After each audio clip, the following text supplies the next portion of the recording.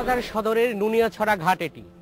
শুধু সদর নয়, কক্সবাজারের টেকনাফ, উখিয়া, মহেশখালী, কুতুবদিয়া আর সোনাদিয়ায় এই ধরনের ঘাট দিয়ে রাতের আধারে মানুষ পাচার করা হয় থাইল্যান্ড আর মালয়েশিয়ায়।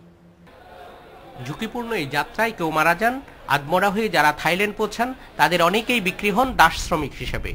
আবার কেউ কেউ কষ্টের কাজ পান কম বেতনে। পাচারকালে বহু লোক ধরা হলেও এ মরণযাত্রা বন্ধ হচ্ছে না কেন?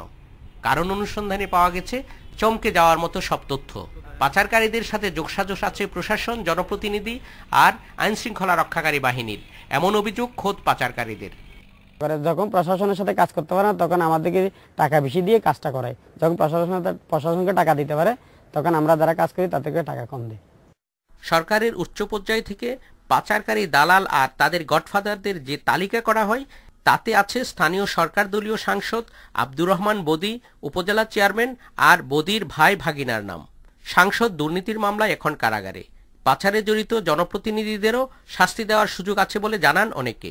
প্রতিনিধি হন যাই হন, তিনি তো কারো না কারো নিয়ন্ত্রণে আছেন। ঊর্ধ্বতন কর্তৃপক্ষকে এদিকে একটু খবর রাখতে হবে। প্রশাসনের কেউ দায়ী বলে চিহ্নিত হলে কঠোর শাস্তির ব্যবস্থা নেওয়ার কথা জানান কক্সবাজারের জেলা প্রশাসক।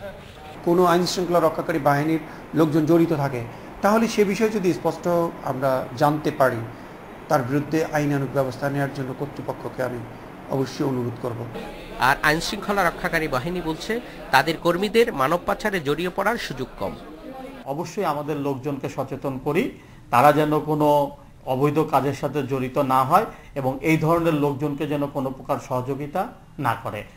প্রশাসনের কঠোর নজরদারি, সামাজিক প্রতিরোধ আর মানুষের মধ্যে সচেতনতা বাড়ানো ছাড়া এই মানব পাচার বন্ধ করা সম্ভব নয় বলে মনে করেন সংশ্লিষ্টরা। Mamun Abdullah, independent news, Cox's Bazar.